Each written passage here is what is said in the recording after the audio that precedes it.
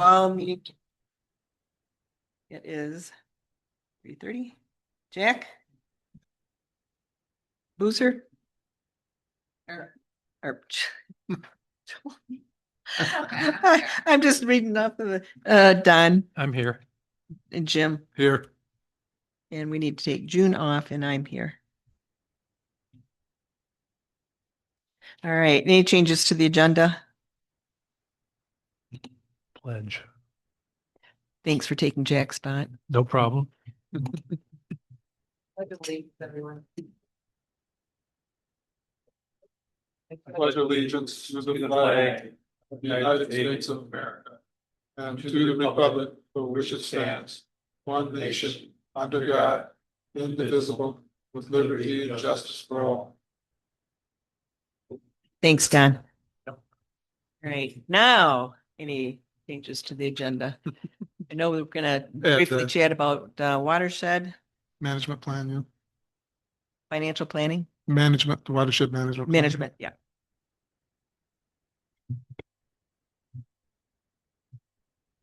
Anything else? All right. Like to have a motion to approve the agenda then? So moved. Second,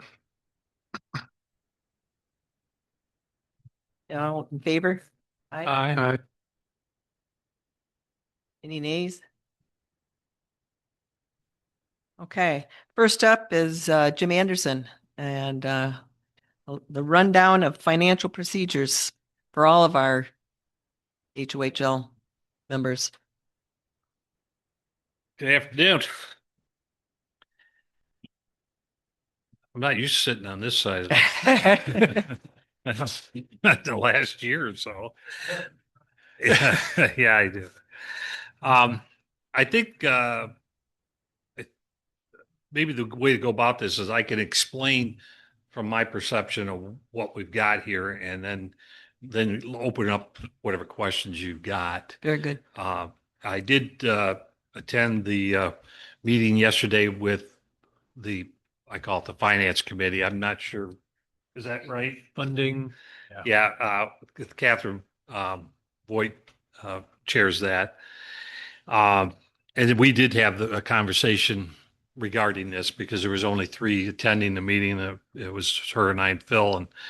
And so it was a good opportunity to talk about this. But uh, as you know, the Health of Higgins Lake is an initiative that was created through the township.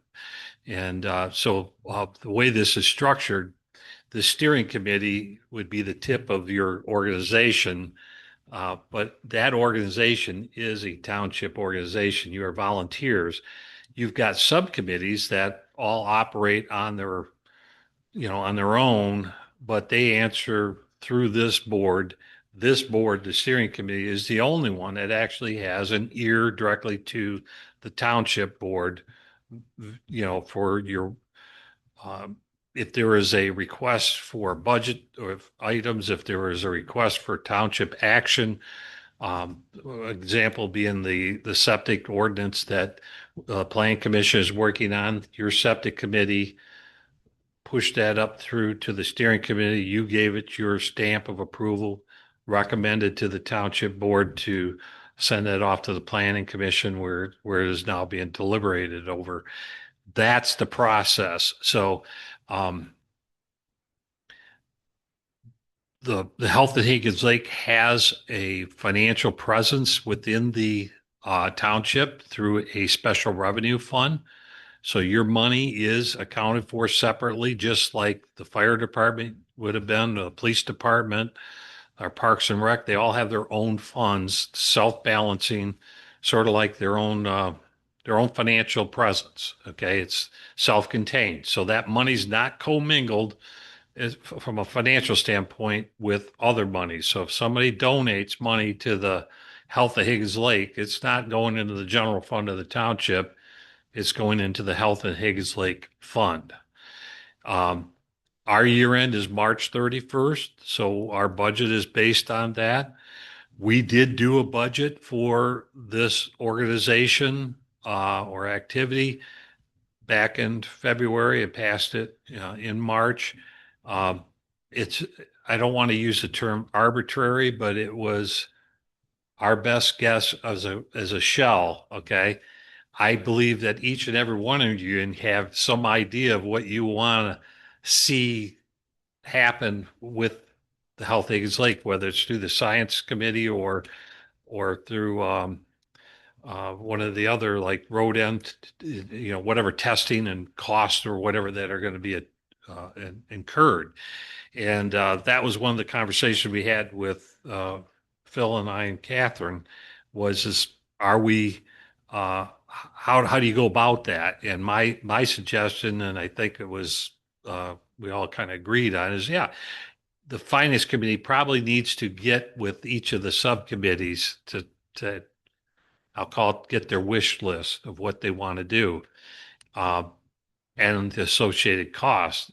But when it comes to the point where a request is to the township board to amend the budget or incur some sort of expenditure request, it would come through this committee because again, this is the only committee that is subject to the Open Meetings Act because under the law, you're doing somewhat some of the deliberations that we would uh, rely on as a board. The subcommittees below that just funnel the information to you, but you're the only one that's why you have to have this recording and everything on for this meeting. So as it stands right now, you went into the current year of April of 2026 with approximately $6,700, I think, in that account. 67. Somewhere around 6,700. I don't have that right in front of me, but you had in 2020 26 year, which is the one that ended in March, you had a $5,000 donation that came from a private donor, and there was $5,000 put into the account by the township. So that was about 10,000. And then you spent mostly on promotional stuff this last year, somewhere around $3,000. And so our budget that we've got established for the current year, I believe, is a $10,000 contribution from the township and just a general $10,000 worth of expenditures. So probably one of the tasks that you're going to have in the as this year progresses is if you have, let's say, a grant that you receive, you will have to come to our board and amend the budget to account for that revenue and the increase in the expenditures. The thing that everybody has to keep in mind is the Health of Higgins Lake is not a nonprofit. It's not a 501c3 let's say Higgins Lake Foundation or HLPOA or some of these other organizations out here. It's a governmental unit. So when money comes into the township, as soon as it's received and I have control of it, it is now public funds. Even if it was T-shirt sales or donations or whatever, it's now public funds. Jim can kind of understand this when the fire department eventually has what do you call the Firemen's Association, which is a separate nonprofit. So they could take money that was not necessarily have the strings attached to it that you would with a governmental unit. But for the purpose of public scrutiny and openness, this is the best avenue for the health of Hayes Lake at this point is to under the township. At some point, maybe that'll evolve to something else. But at this point, you have to keep in mind when it comes in, it's now public funds and it falls under the statutory requirements that we have at the township with any other money. So does that mean that we're going to take your money and use it for something else? No, it's not the point.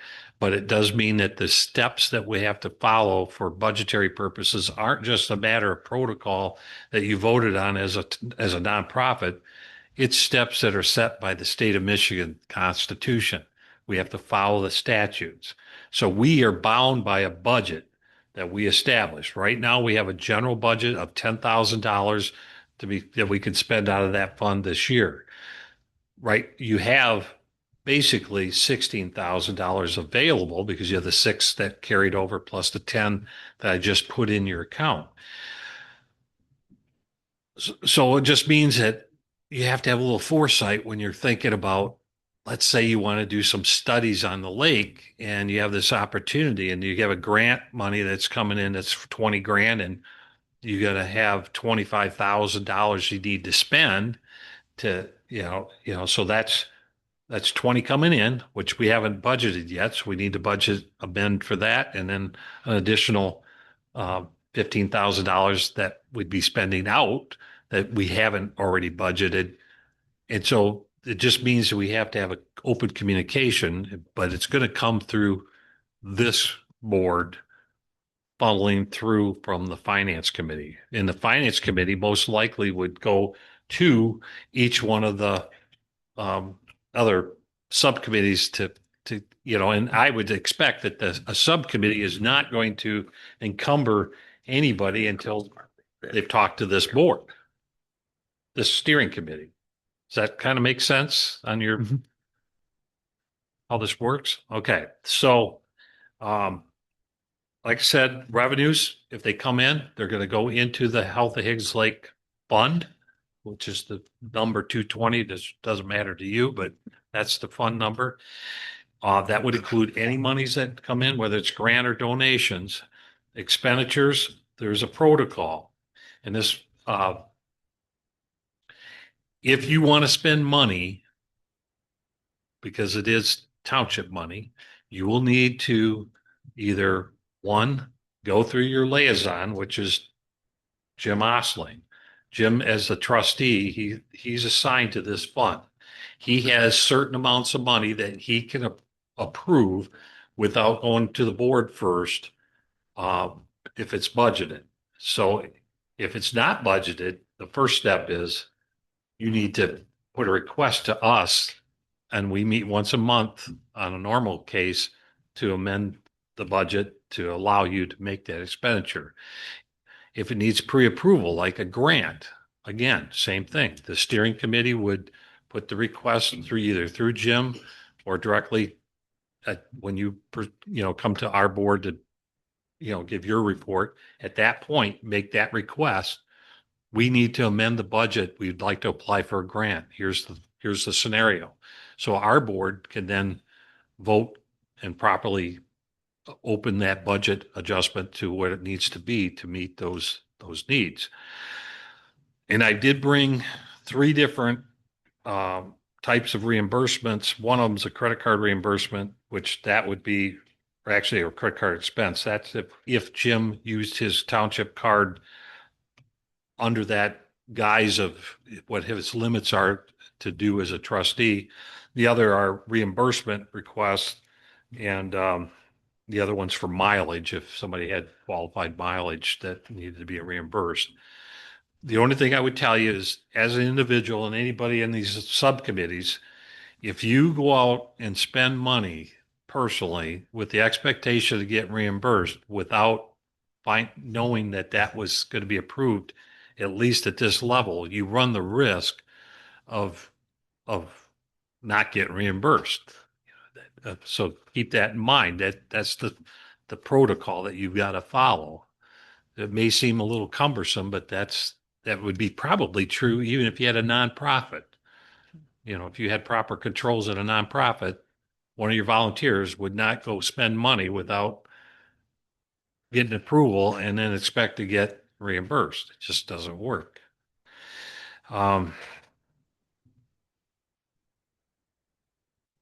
Let's see, budget, we covered that. The only other thing too that I made a note to myself is that if somebody did donate money and it had a contingency on it, something has to be used for a specific item, you have to make sure that at your level that you're willing to take that money with that contingency. Does that fit within your mission? And is it going to fit within something that we can spend at the township level. So I don't see that necessarily is going to be an issue, but if you get grants, we can set those monies into a restricted account within there in case it carries over to a subsequent year to make sure that um, everybody knows that that's not, can't be spent for any other purpose. So like if you got a grant from the state of Michigan, it's for a certain study that had to be done. We got to make sure that that money is spent strictly on that to meet the grant requirements. Um, Questions? What specifically are you looking for when a request comes in? Do you want to see a proposed project, the budget that goes along with it? Do you need an in-depth, like a grant-like type in-depth process, or just basics? I think internally you need to work with your finance team, specifically, Catherine and Phil, to because you've got your steering committee and you've got a lot of discussions going on at subcommittee levels, Right. like your science committees. I suspect at some point they're going to be wanting to spend some money with an engineer or some sort of a company that's going to do some sort of consulting for you.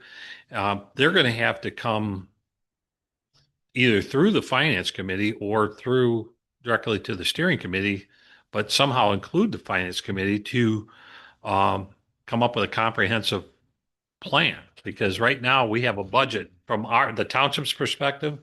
Health Higgins Lake is just one unit, but within you've got all these subcommittees that in some respects are meeting and having discussions on on their how do you put it, more independently discuss, and but somehow it's got to all come together because you can't, if we only have $10,000 in the budget and you don't raise any other money, and we have a request that, or you do, that comes for the road end people, and they say, well, we got an opportunity, but we got a cost share with the road commission, and it's going to cost us 10 grand. And the science committee comes up and says, hey, we've got an opportunity to get a study, but it's going to cost us 10 grand. Well, we got 20 grand you request.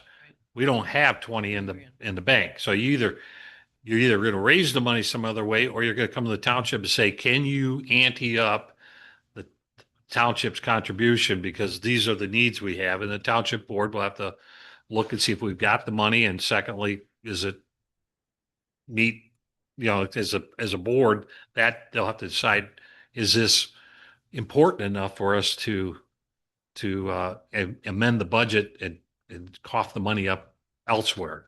If you get the money through a grant, then it's pretty a slam dunk. If that meets the criteria of what you're trying to do, the township board's just going to amend the budget to account for that.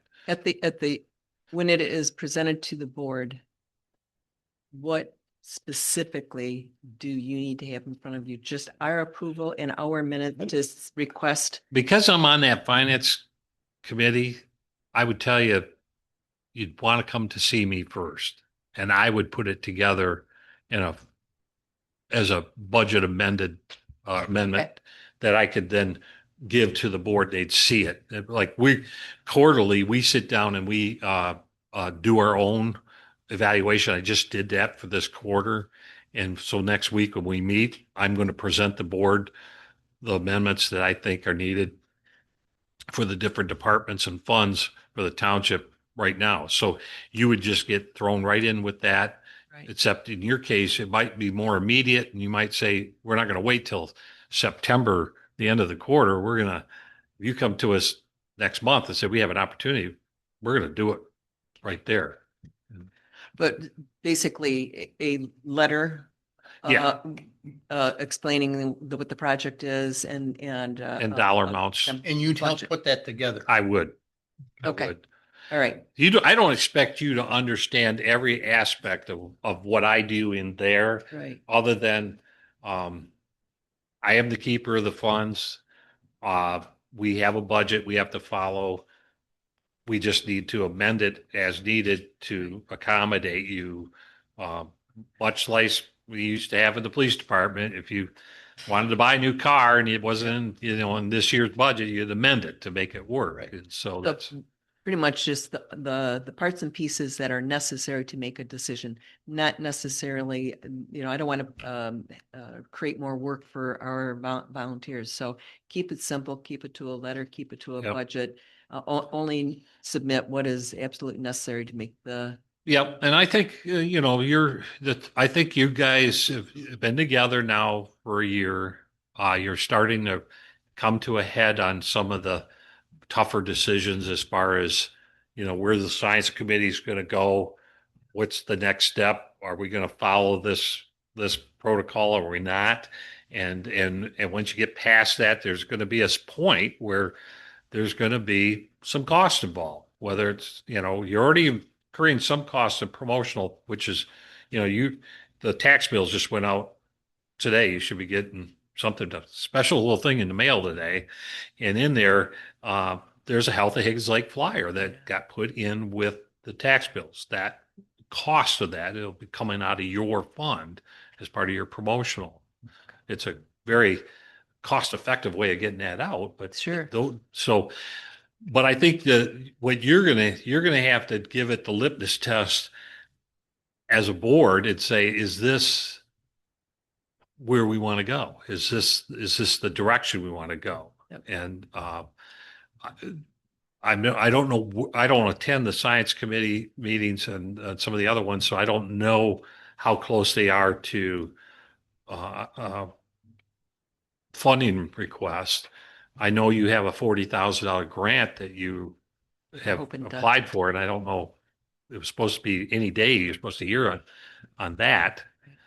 So if we got that grant, we'd have to amend the budget to accommodate the revenue and the expenses that would go along with that. right? All right. And we make Very that request to amend the budget, or you already know it's coming, or? Well, it's this board would be recommend accepting the grant. My guess is any grant that you apply for ultimately is going to have to be approved by the township board because this is a township, because you have no authority to sign a Okay, grant on the part for the township. It has to go to the board. okay. So you would present it to the board for signature and we would vote on it and, do it. At that time, I would be proactive and I would be saying we need to amend the budget. Got it. Okay. But Any other questions for Jim? Yeah, that was kind of where I was going. You made a statement that we need your approval to apply for a grant, or we need approval to accept a grant. I think that applications should be definitely, Jim Osling needs to be able to report that to our board. If there's an issue with the application with our board, then we'd have the opportunity because he gives a liaison report. So Okay. Jim it's very important that he knows about it.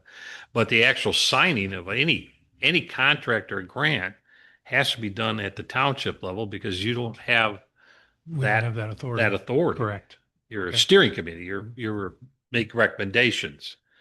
And like I say, the reason that you have a public meeting because of the steering committee is because one, we want some transparency of what we're doing here. But secondly, if you follow the law, you are kind of deliberating on our behalf the information and then present it to us. And because you are, that's why you are subject to the Open Meetings Act. So there's two reasons why we want to do that. Okay. I don't want anybody to think that we're doing something that is behind the scenes from the public. But on the same token, you also have a requirement because of the fact that you are deliberating for us Right. towards a resolution. We still have to think for ourselves and vote on it, but Right. you're doing a lot of the homework and the legwork for us to get to that point. Okay. Okay. Yep. So, Sure. you mentioned a couple times, Jim, that the funding committee will up the budget. Is that how we are structured? It's that is kind of the issue. I think Catherine and Phil and I had that discussion yesterday, and there is a little bit. I think some direction that needs to be given to them to how to go about this. I think Phil's sitting on his hands and he wants to get moving. And so I think that the best thing to do is start communicating with the other committees and start to get a read on what they're looking at. But ultimately, this still has to funnel through to this one. And so I think the finance committee needs to talk to you, but they need to get some information from the others as to what they're thinking. And they're all going to come to you. I mean, the science committee reports to you, the road end people report to you.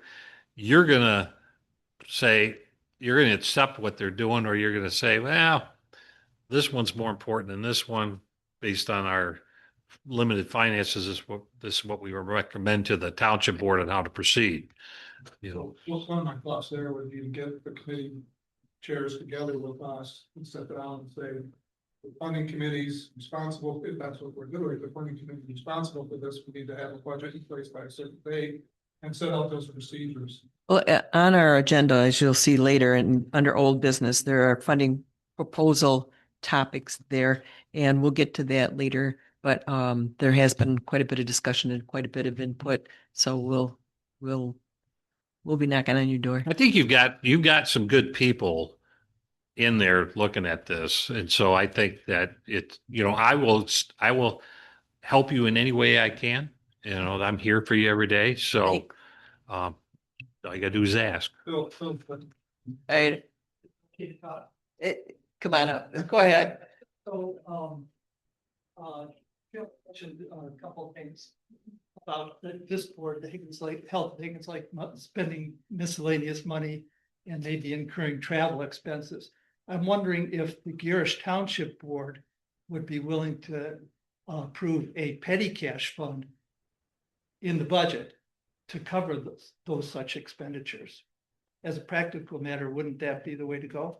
Well, normally petty cash means you have a certain amount of cash in your possession, and no, that probably would not Or work. some kind of miscellaneous account, maybe don't call it petty cash, but miscellaneous health of Higgins Lake board expenses. so Jim, I think But it's got to go through one of the board members. So Jim Osling is your liaison. That's the guy that can do And that. and Yeah. it's been working fine. So thanks for the idea. That, And could I say one other thing? I was just trying to help you guys Yeah, out here. yeah. One other thing, that distinction we talked about. There's a budget, that's got to get all kinds of approvals.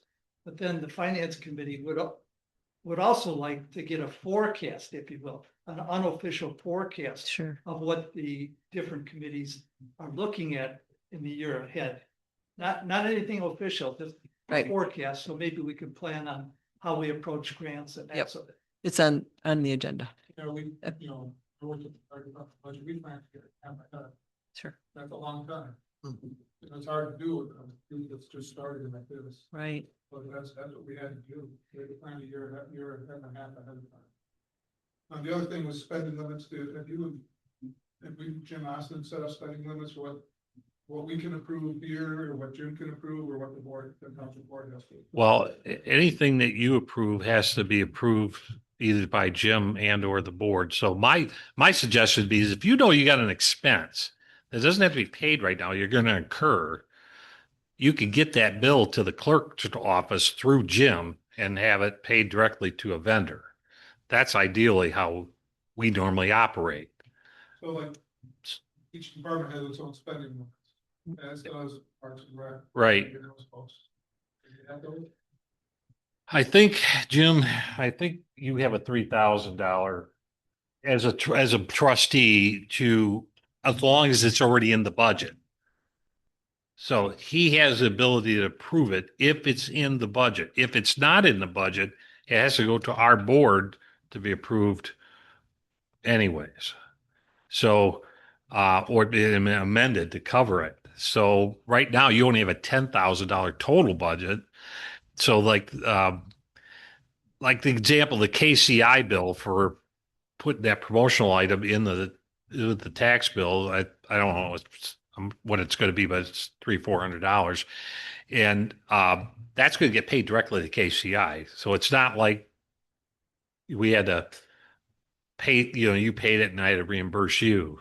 But I know this is the awkward part is that he has the ability to pay those bills or approve them as long as they are in the budget already. If it's, if you're talking about a $10,000 bill because it's some study you want done, that's going to have to get pre-approved, and those payments will go directly to the contract. So what we would end up doing is you would recommend a contract with XYZ company to do something.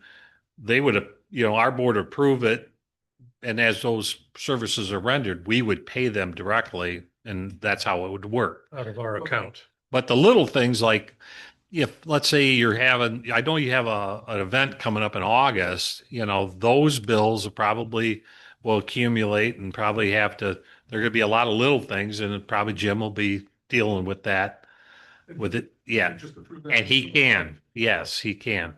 That's what I was, get a fire chief, I haven't spending, I can spend up to like $4,000 without going. Yeah. Yeah. And that's exactly how it's still, he's the liaison for your fund. Fund doesn't- And I think I actually created 3 line items in there. I did but again, they were completely arbitrary. I sent a copy of last year's actual budget to actual to Catherine so she could see it yesterday. But you could come in my office at any time and know what you've got, where you're at with your budget. As you know, we went to real time on the system. So, and Catherine tested me on that today because she asked me, and she had made a donation at the same time. And I saw it. So, so there might be some little hiccups, the little things, but for the most part, it's communication is the most important thing, and being proactive. Don't walk into the clerk's office with a bill that nobody's looked at. That will not go over well. It's gotta, Go through Jim. Jim should know about it. Am I speaking on a turn? Okay, just Great, want to make man. sure. Any other questions for Jim? Good. Is anybody online that, Catherine? I just, I haven't met everyone and I apologize, but the person who's closest to me in the light blue shirt, I think your microphone isn't on, so I don't know if that makes a difference to anyone else, but yes. that's all I had. Pretty tight. All right. Thanks, Catherine. Okay. Thanks, Jim. Okay, Appreciate it. I'm gonna leave you. I'll give these to you. Okay. These are the forms. Question way in the back. We can, Teresa, we can back up. Cause we skipped right over, public comments. So Teresa, if you want to come on up. I just wondered, do you take questions from the audience? Yes, Do you have questions? I skipped public comments. So Okay. come on up, Teresa.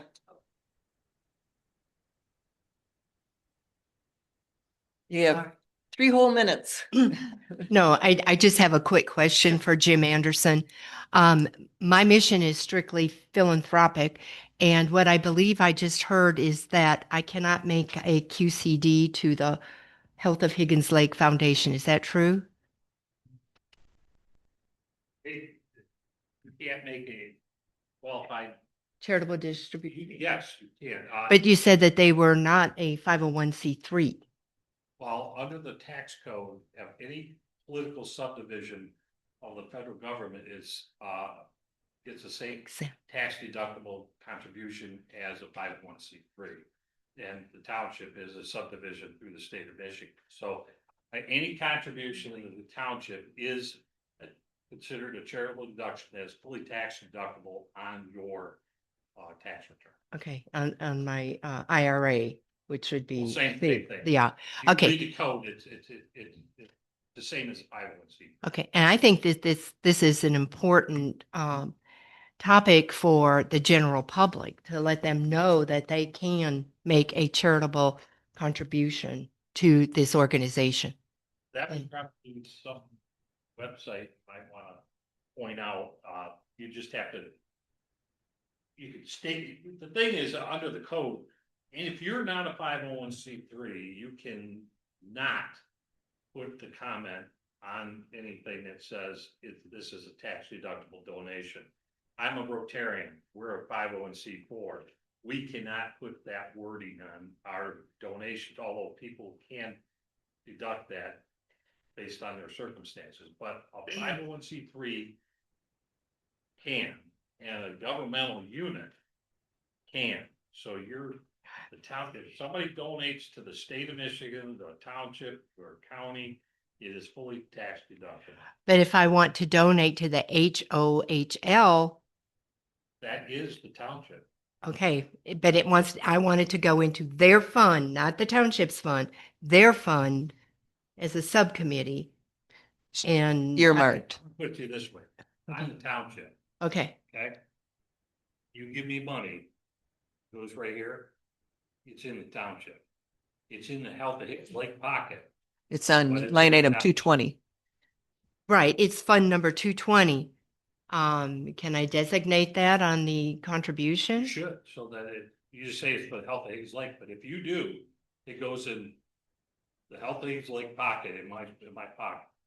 Okay, It's that's where it wanted to go. in the township. Yeah. So I have this pocket here, this is the general fund, this is the fire department pocket. Yep, and it's yep. their- Yep, I just want to make sure it goes in that pocket right there. it goes in- Thanks, Teresa. that- Okay, good question.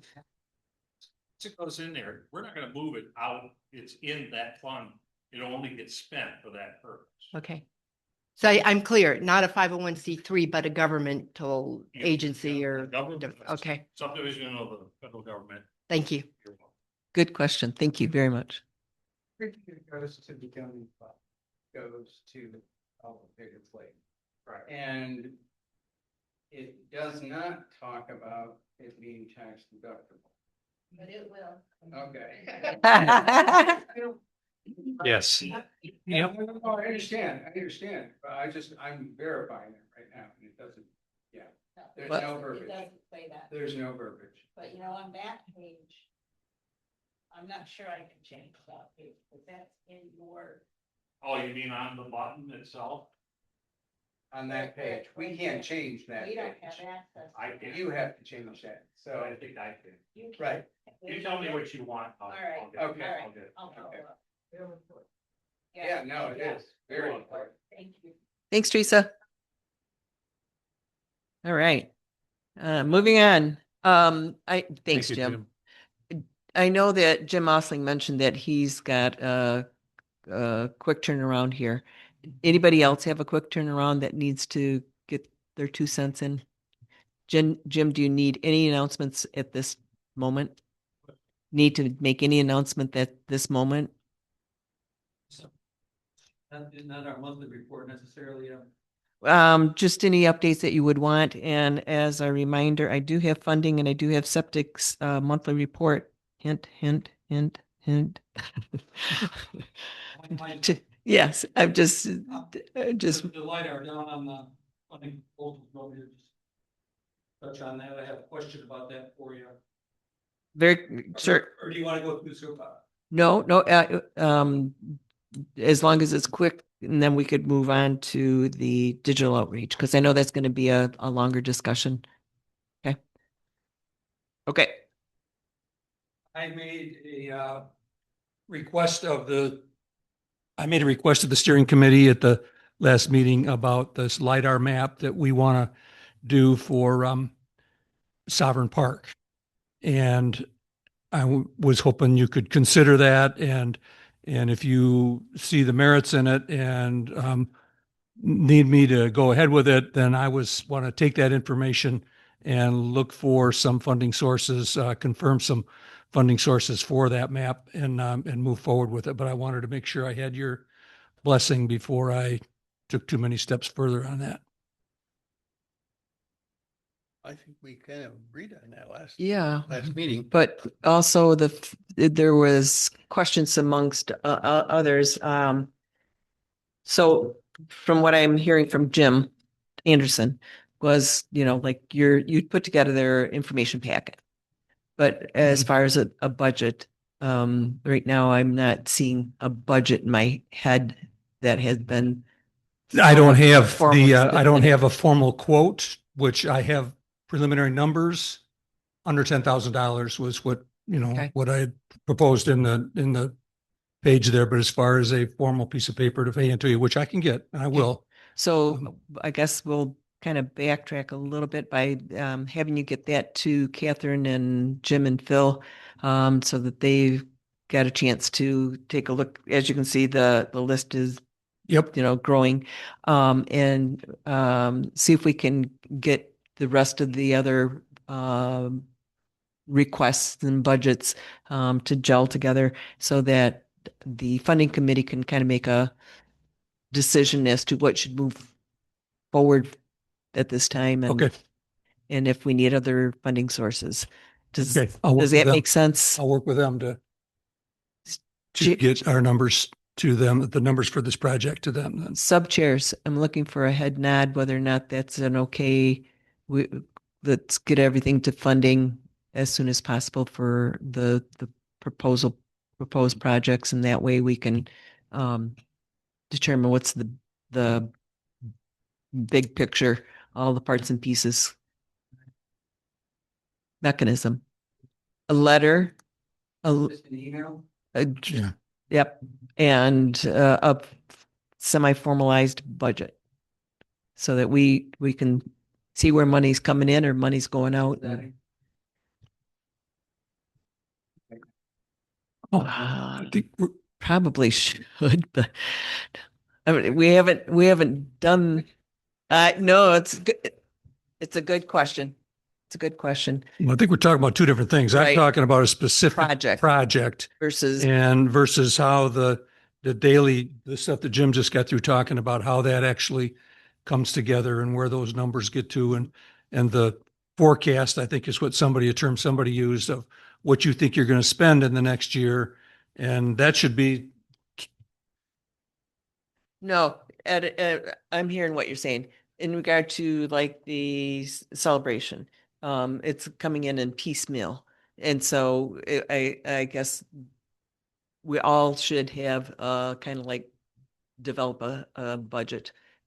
Excel does a great job if you want quick and easy. But anyways, I think all projects should kind of follow that and in that budget. Okay. outline.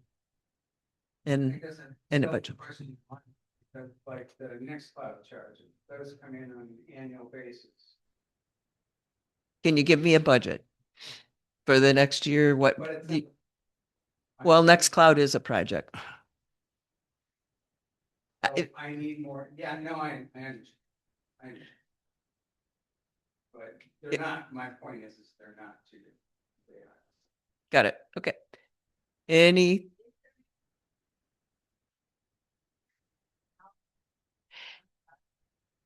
It's already okay to be approved because it's under $3,000.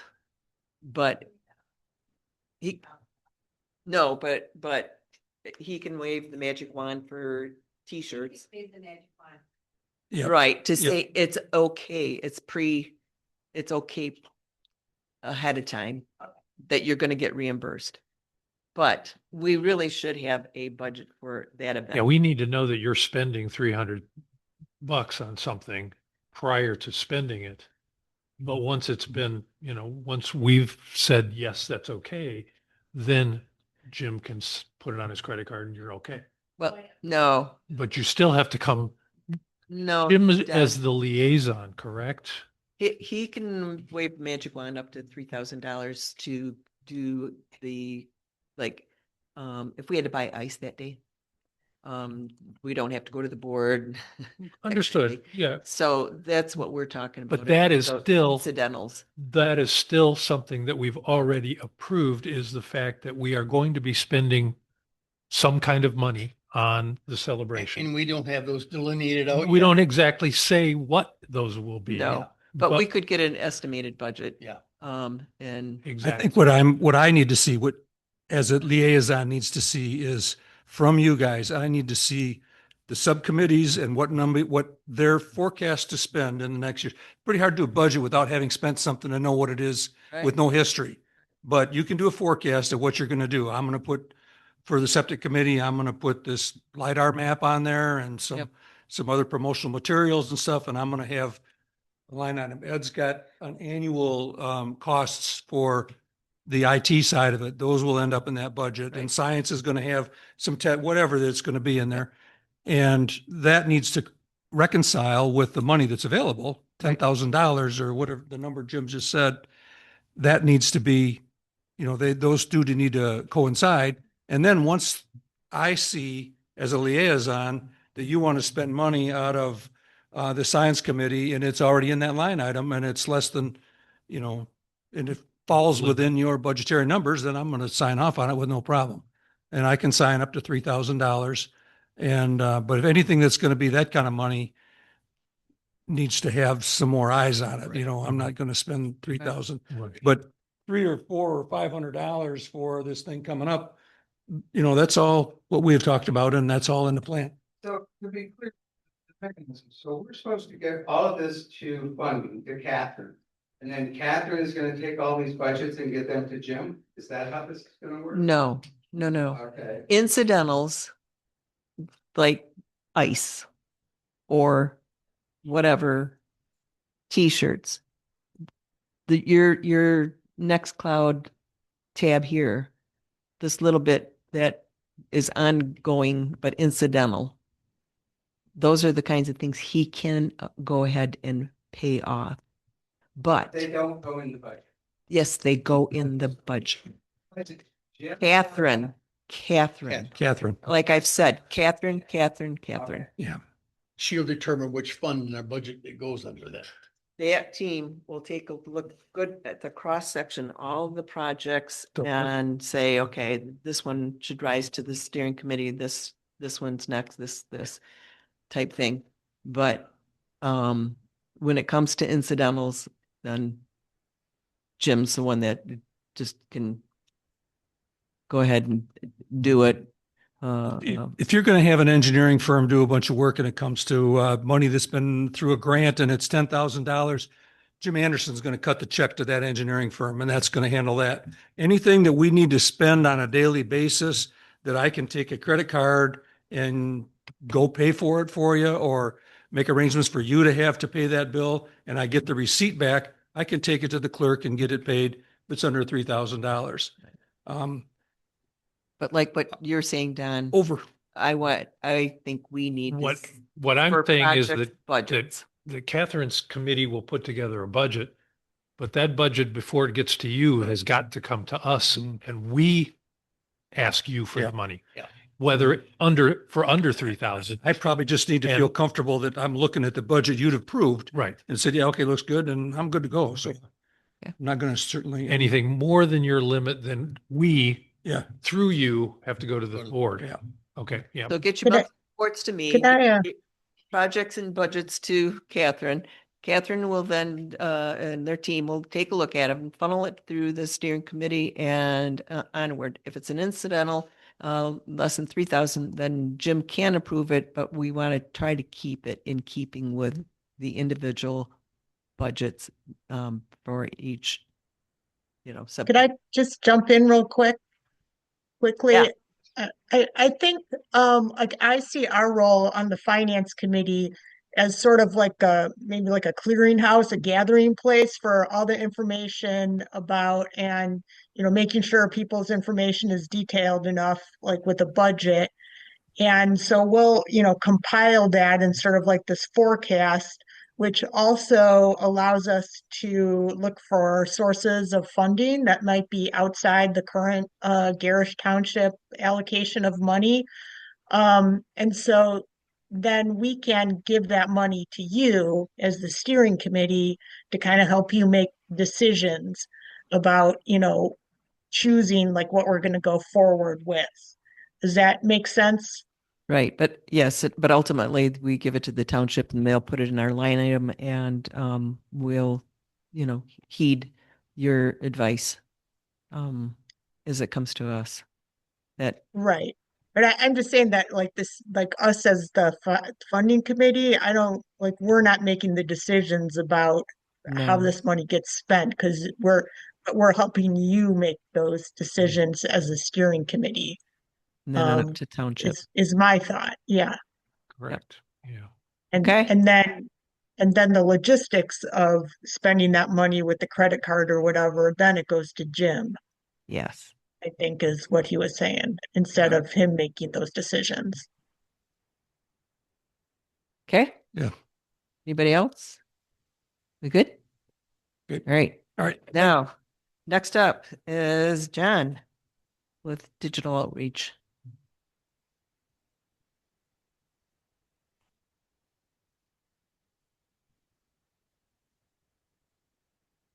Hello, everybody. Thanks, there. John, for your patience. And I'm got a PowerPoint here for you. Hopefully everyone can see what's going on. And I might need a little bit of assistance here from Amanda.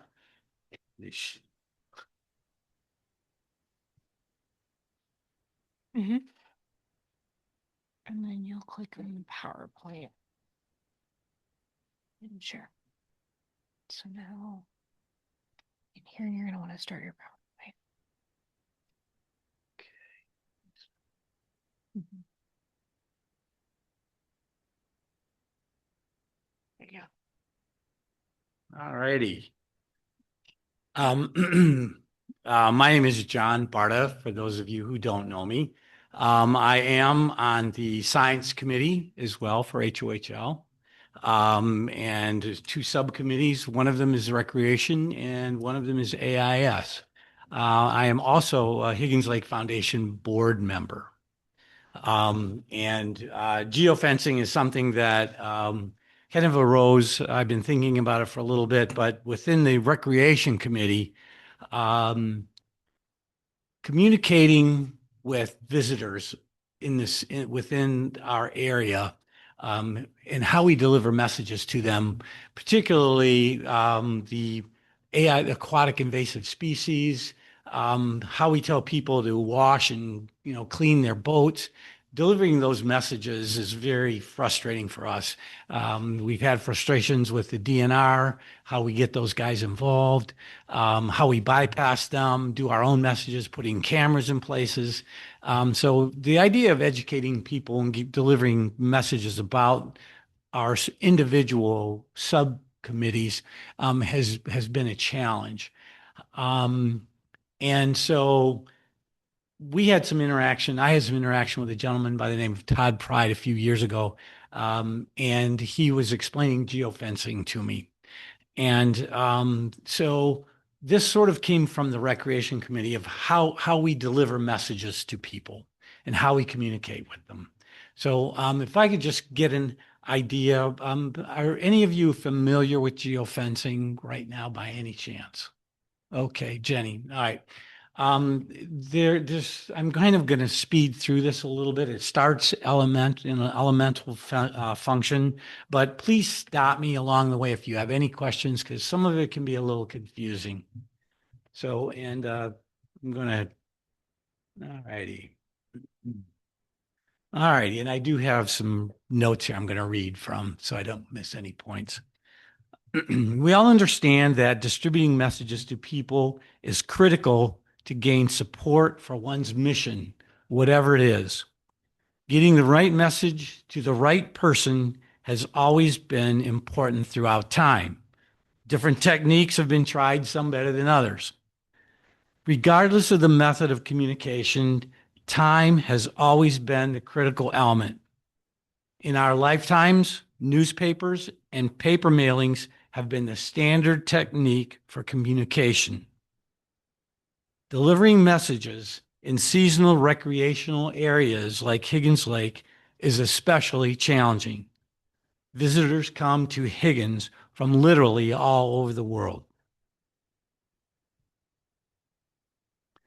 The invention of the computer and the creation of the internet has changed how we communicate. We now utilize websites, email, Facebook, Instagram, and mobile devices to communicate with each other. Advertisers use all of these platforms to send messages, called digital messages, to the users of these applications. A technology called geofencing was introduced in the 1990s and was developed by the big three automotive companies. It became much more widely used with the introduction of smartphones and the many location-enabled applications running on them. An example of a location-enabled application would be a navigational program like Google or Waze. However, nearly every application running on a mobile smartphone or smart device can be location-enabled. Location-enabled devices allow service providers to actually capture cell phone numbers, associate those phone numbers with other applications such as Facebook and Instagram, and nearly immediately send specific advertising messages back to that device. Okay? The development of sophisticated banking and purchasing applications running on smartphones further developed geofencing. So if you're buying things with your phone, if you're using Amazon on your phone, those applications have location-enabled applications within them. And so as you are using that, people are collecting information about your advertisers are collecting information about your mobile number. They use that in a lot of different ways. For instance, if you're at Myers and all of a sudden, it says, hey, be sure to buy blueberries. And it's like, I just bought those last week. I wonder how they know that. All right. They're able to understand that through your purchasing app, your purchasing capabilities. Sometimes it feels a little invasive, but all of the advertisers are doing that today. And they use a combination of your own buying habits. If you have a Meyer card or if you are using your phone to purchase it, they will use combinations of all of that information to put it together.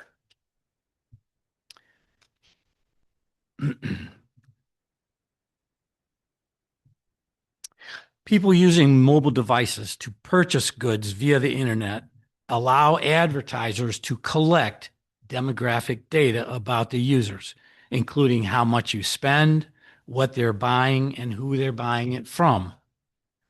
Geofencing service companies also provide demographic information based on the mobile phones that are captured. How does geofencing actually work? Let me give you an example.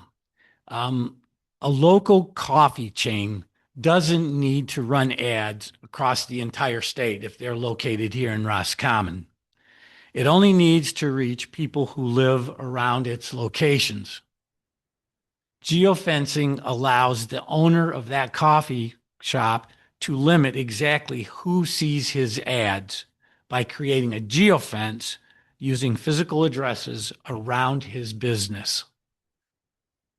The first step with geofencing is to select a service provider, a large company such as Spectrum, Sinclair, or Nexstar to help collect that cellular information. All of these organizations offer geofencing services, and they are considered location-based service providers. And there is generally a monthly subscription fee for that service. So they charge you for that. It's not free. Once a service provider is selected, then you can begin creating your geofence. You do this by selecting physical addresses around your selected area and then connect the dots to create a polygon. The slide that you're looking at is just an example of what a geofence might look like around Higgins Lake.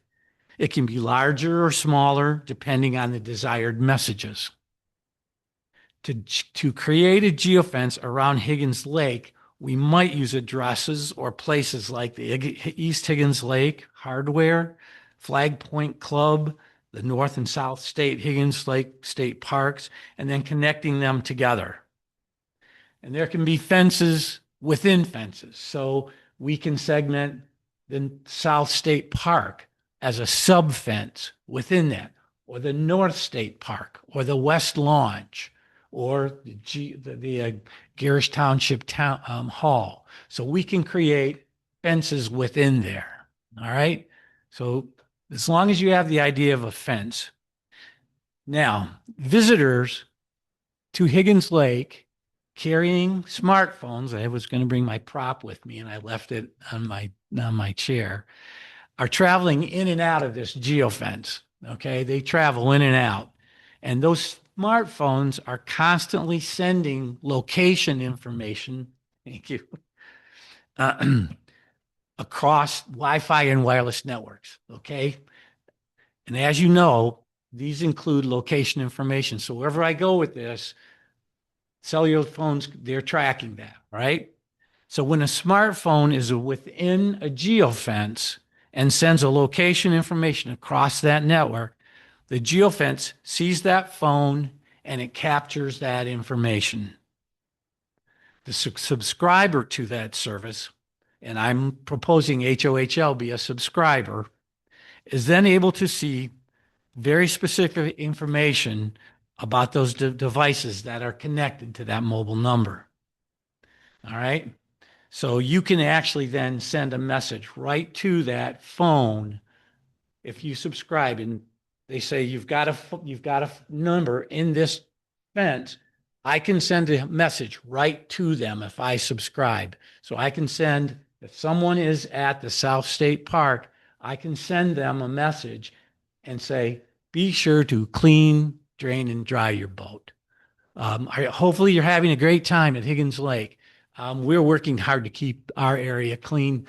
Please collect your litter. All right. So by doing that, by collecting those phones, we can deliver a message right to that phone.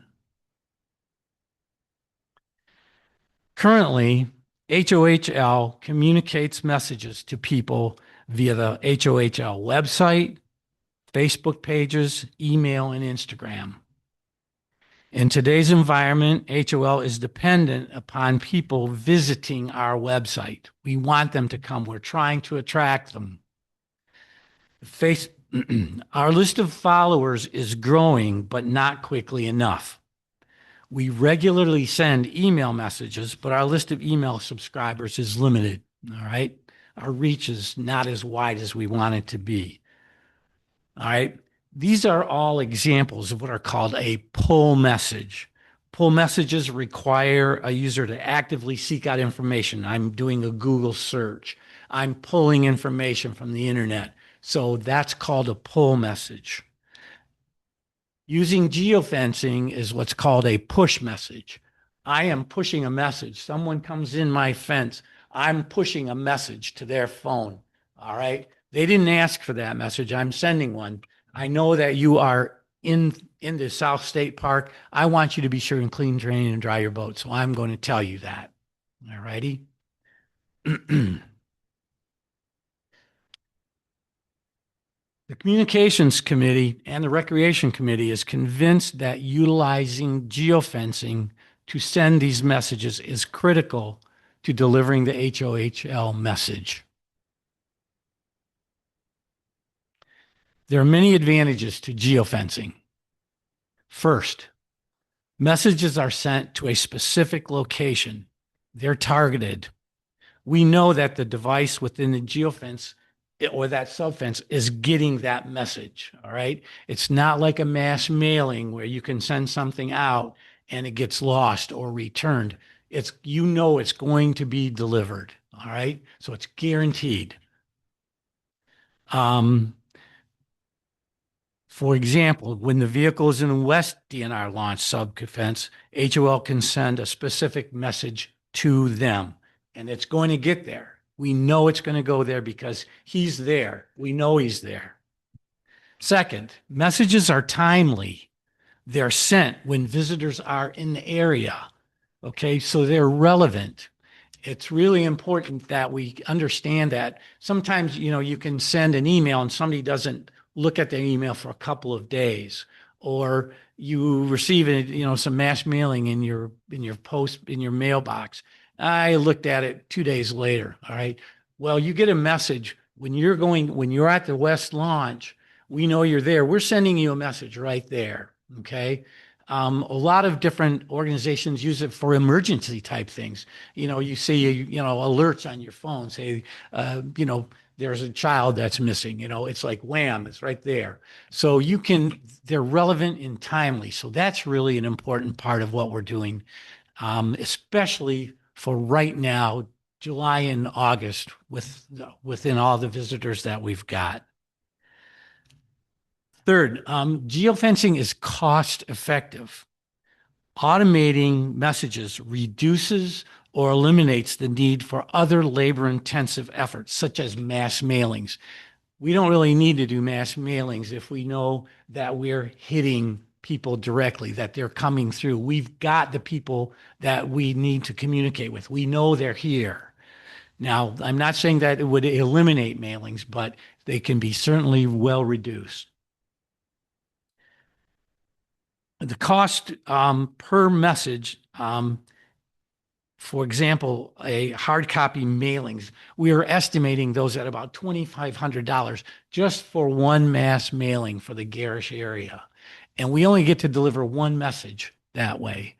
We might need to do multiple mass mailings, and those would be mailings to about, I think it's at 4,000 people we have, Jenny, something like that. So we are really reaching a smaller number, just people who are living here, addresses. We're not getting any of the visitors who are coming through. And we know we have about 1 million of those literally within the year. And the majority of those are coming through 4 or 5 months. So if we're sending a mass mailing to 4,000 people and there's 1 million people coming through our area, we are probably missing the ball here.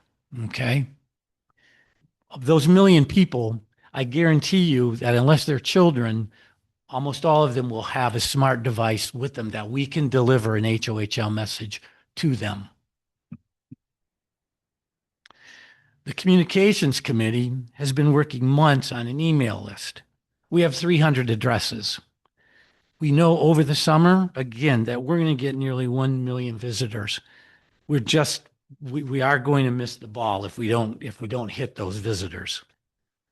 Fourth, geofencing accommodates more pointed messages. Okay. Personalized messages based on the location improve a person's response to the message. So if someone, again, is at the boat launch and we say, look, we're sending you the state of Michigan boaters rules, water rules. So they're there and they go, hey, you know what? Here's the rules. They're right here. It's not like we're sending them a message about pizzas. All right. We're telling them where they're at, and these messages are very pointed to what they're doing. And so they're going to be more receptive to those messages. If we want to tell them, hey, go to the state park and there's, free things going on there, we can send them that, and they're more interested in those kinds of messages. Fifth, all location-based messages are sent to devices that have links back to our website. So if we send messages to a few 100,000, we're going to say, come visit us at our HOHL website and see what's going on at the lake. We're working hard to make this a great place. Come see what we're doing. So all of those messages will refer back to the website. Okay, sixth, there are data-driven insights. These service providers that we will use, we want to use. They gather information and demographics. They will report to us how our messages are being received. So if we are sent 300 messages on a Monday, they're going to be able to capture that information and tell us, hey, you had 300 people who actually looked at these messages. They responded. We saw those devices responding back. They hit your website. So these are working, and they can also tell us which ones are not working, and then we can respond quickly to those messages. And lastly, those messages can be real time so that I don't have to wait. I'm learning how the messages are being received. If they're not, I can change it right away. And all of a sudden, moments later, new messages are going out. And we create, our communications committee will be creating those messages. The service providers that we choose will help us do that. And for instance, if we have a clean, drain, dry message, we're going to want to have 3 different versions of that. So somebody will see it. They might see it again a couple of days later in a different, slightly different form when they take their boat back. So there are a lot of things that we can do with this, but again, the real-time aspect of making these relevant is really important.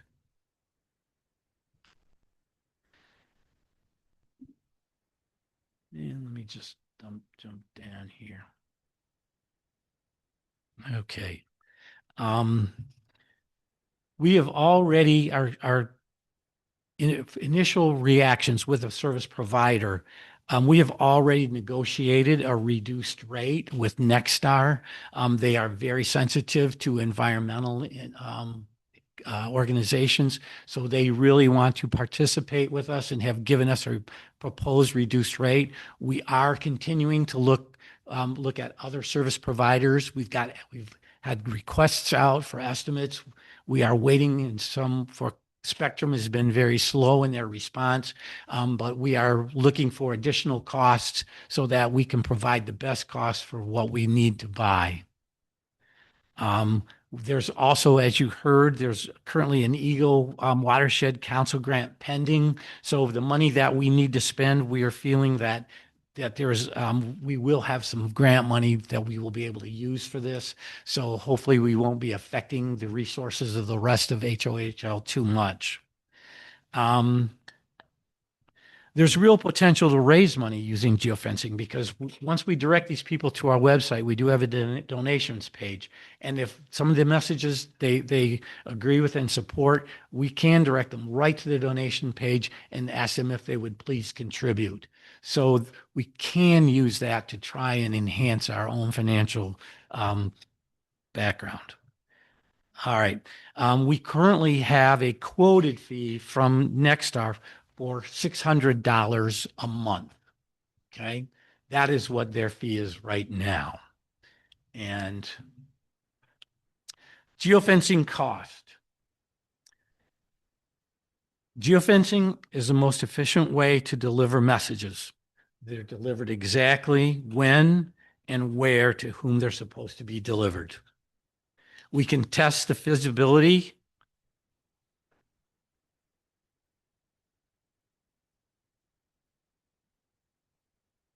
I'm sorry.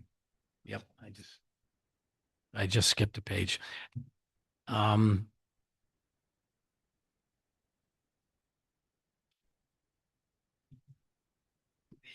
Okay, I'm sorry, I was behind. All righty.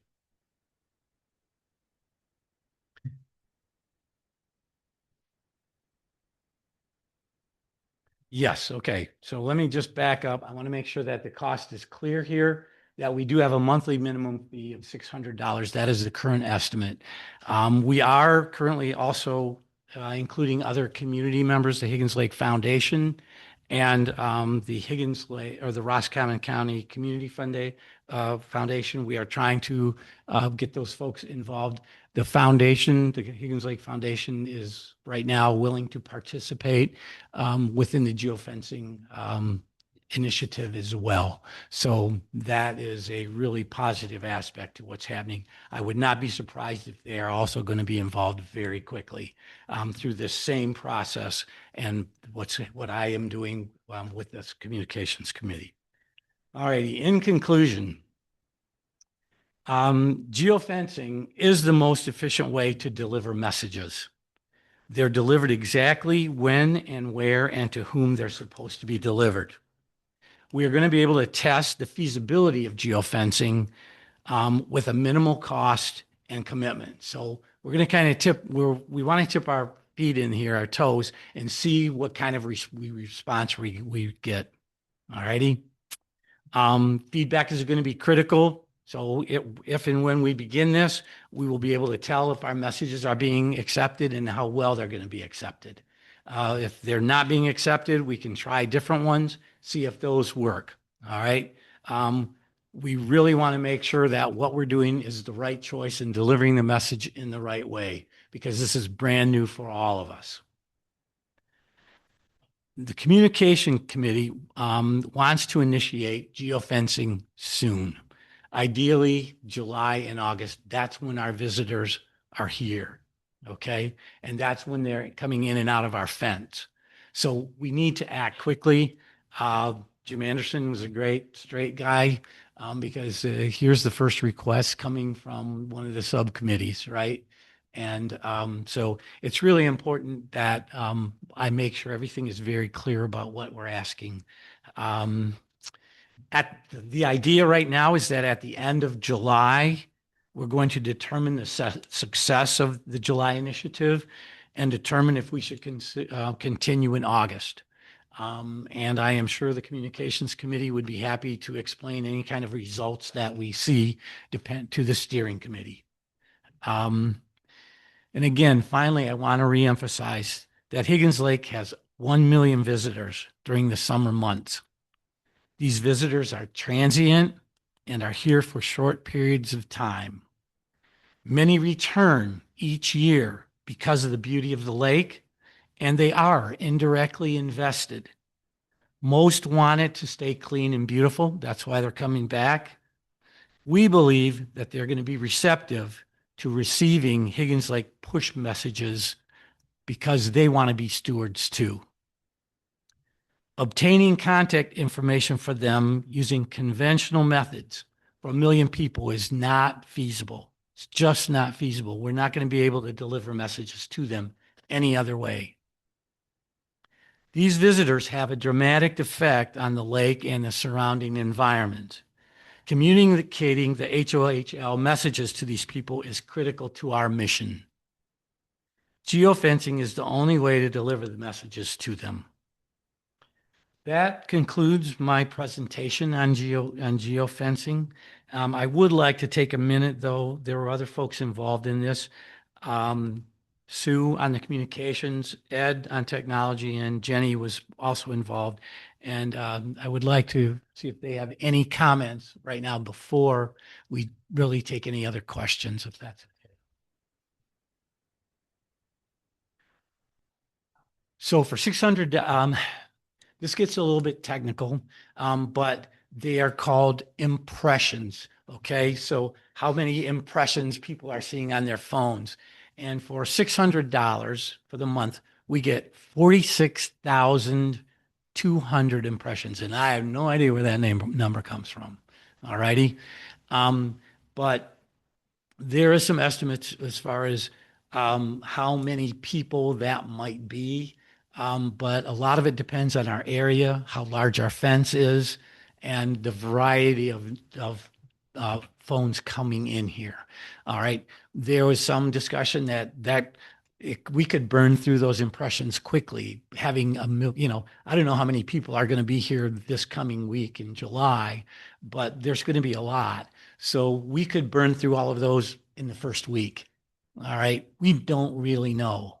And so this monthly fee, we're going to try and monitor that. Our Nexstar partner is going to help us. They'll say, look, these were well received. There may be some additional fees of some sort. We don't really know. We feel fairly confident right now we're going to be able to get through July with that. But again, our communications folks are going to be right on top of that. This is probably the last time you will see me from the recreation side. My interest was to how do we deliver messages to people. I discovered geofencing involved. Well, I didn't discover it. I learned about it and shared that information. Yeah, it was Al Gore, right? I survived the internet. Sure. There's multiple different ways that we can do this too. Sue, if you could, A text Sue, push. if you could speak right. I'm sorry. Thank you. Yeah, we can do a text push. We can do a video, and I'll take 1 minute and show. Can you show the 1 minute video?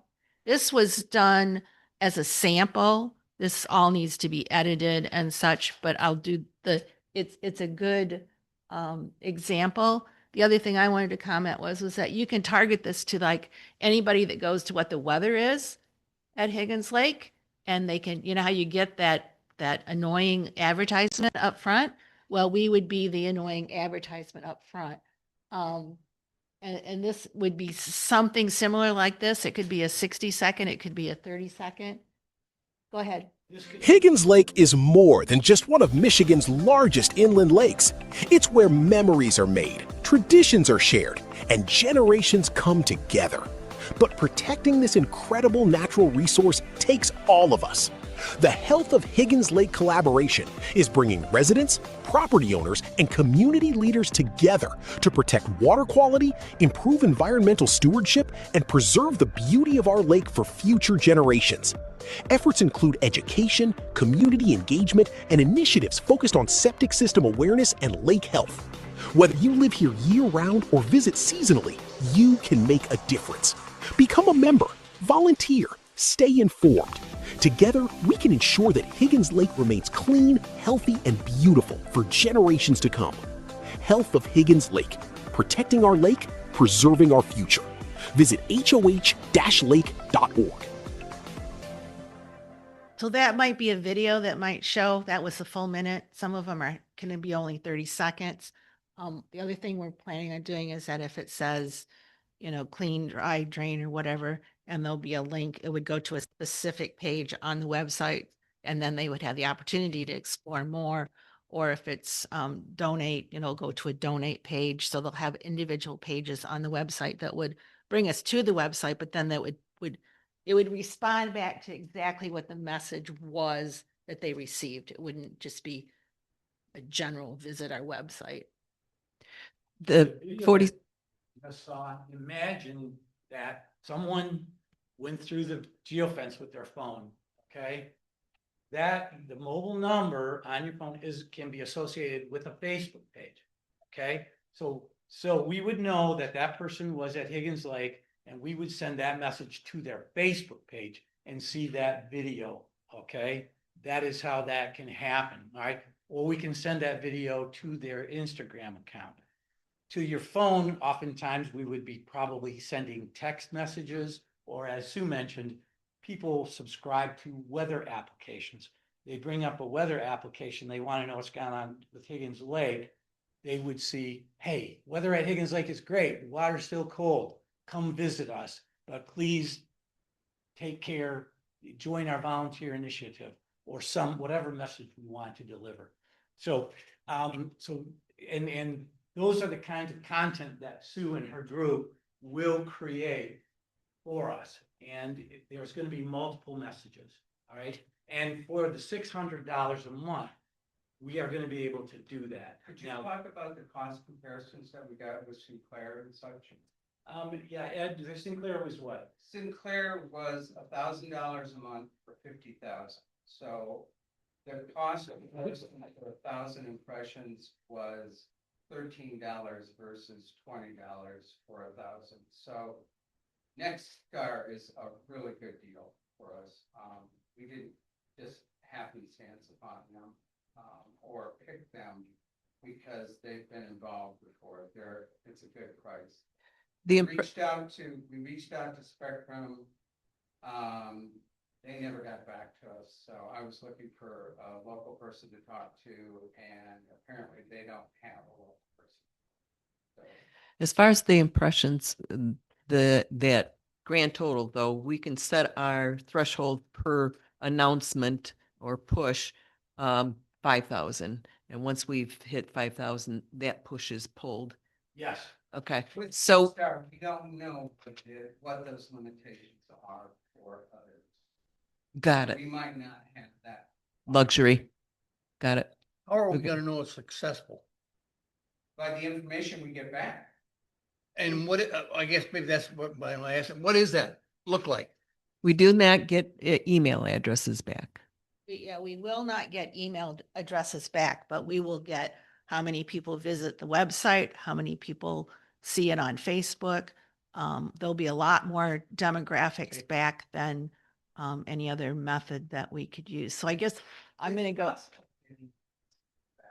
Because If if someone decides to, when they're visiting the website, to go to sign up for the Right, newsletter. we I could. mean, so we're not gonna get that exposure. Those people probably are never going to visit the website because they are transient in their nature. But if we get people that are transient, that are visiting the website, they could sign up for the Right. newsletter. So it's We are not also- that we get more. We're also talking about if we had a gas card type situation that they could sign up for, that would force them to sign up and give us an email. yeah. But otherwise, So I think what we're asking, the communication committee would like to do this for July and August.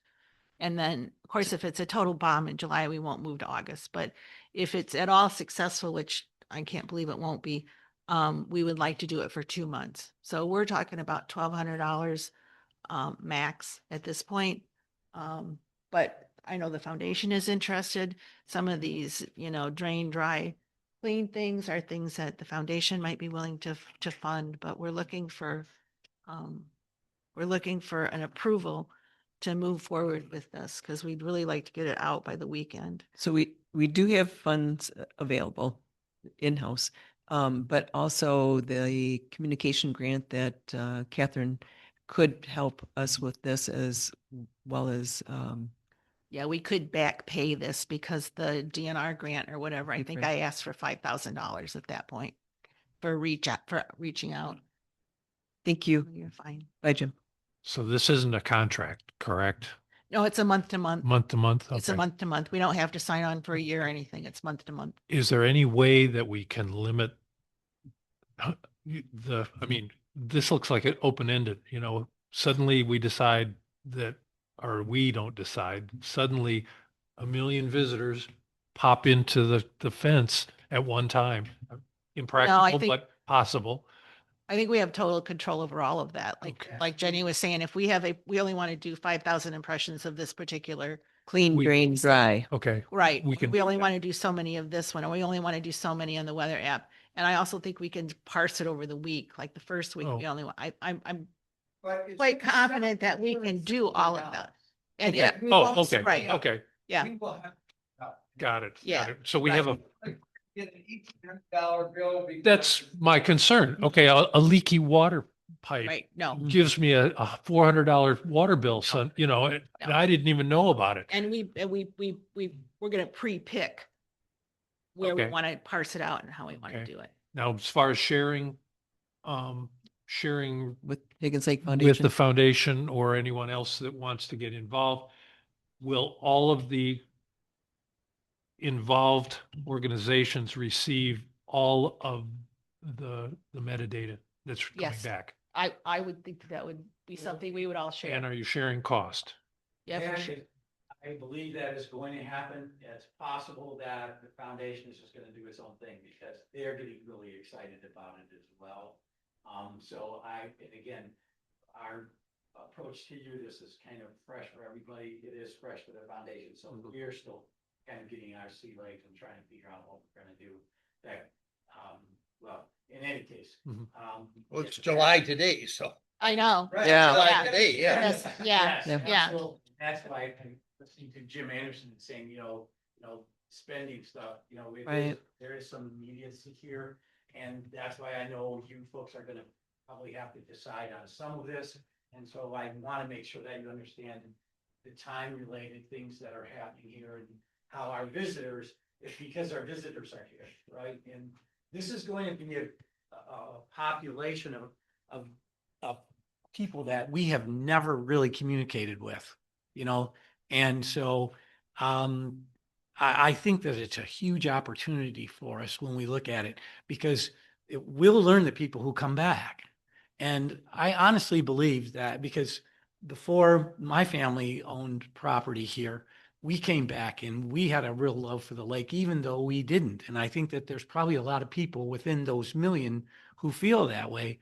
And so delivering stewardship messages to those people, I think is really the HOHL message. And I think it's really worth trying. So, Hold the phone for 1 second. Catherine, are you on?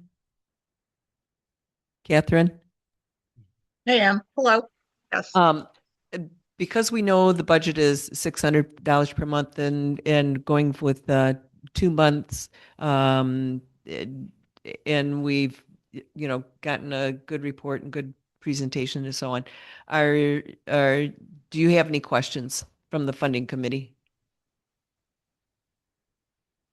Um, I don't. I mean, it seems like I mean, just what we would hope for is like a very well-defined project with the clear budget.